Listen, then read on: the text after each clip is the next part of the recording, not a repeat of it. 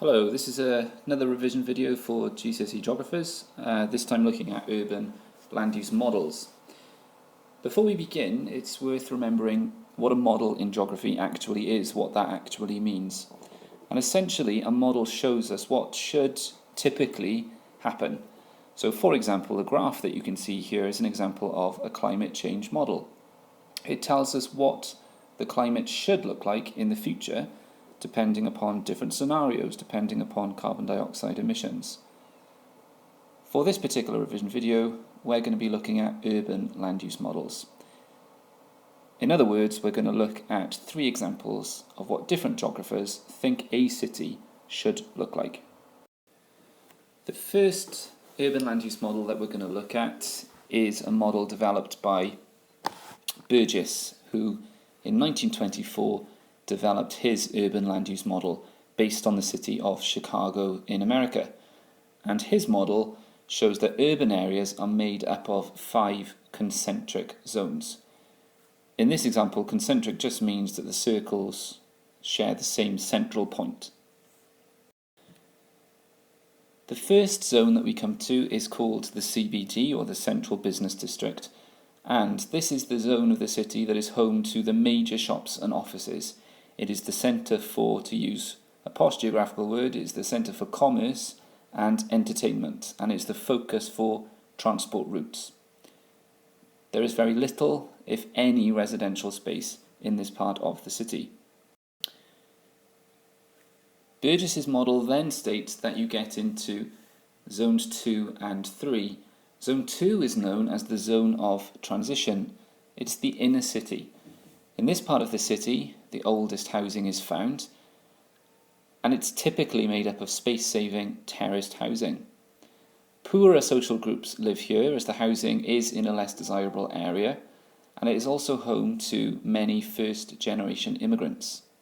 However, the process of gentrification is transforming this area as young, professional people move back towards the central part of a city to be closer to work and redevelop and regenerate previously run down or even derelict buildings.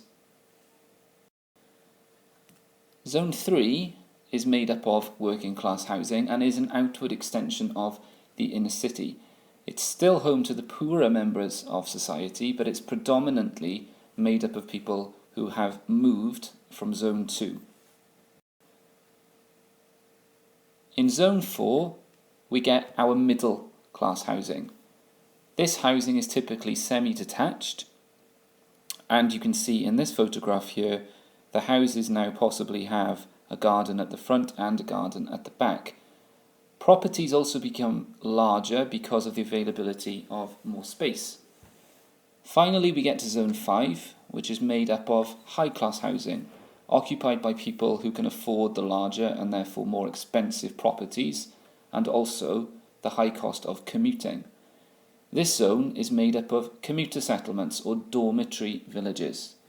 Think back to the work you've done on counter-urbanisation here to think about what sort of person would live in this sort of place.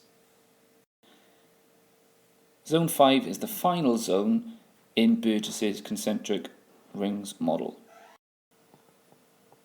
Right, now we come to Hoyt's model, which was developed in 1939 and based on 142 American cities, whereas Burgess focused his model on just one city.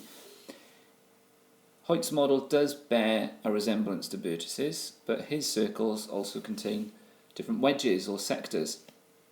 For this reason, it's often referred to as a sector model.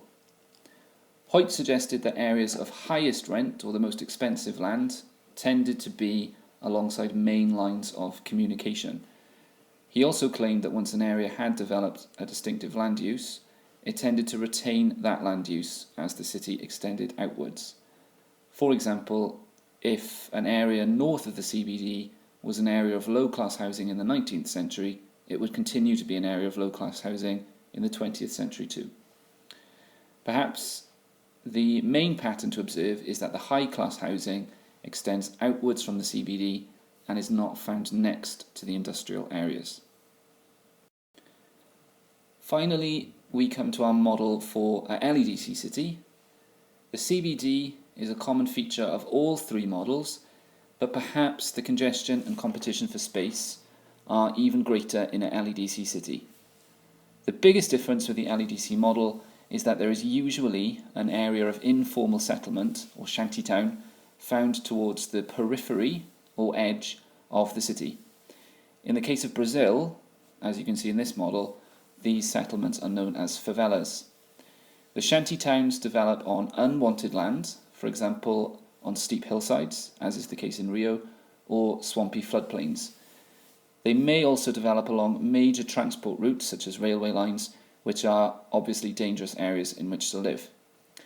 Industry is also found along major transport routes to assist with the importing and exporting of goods. So to summarise, no model is perfect. Many contain flaws, and it is virtually impossible to apply a generalised model to individual cities around the world.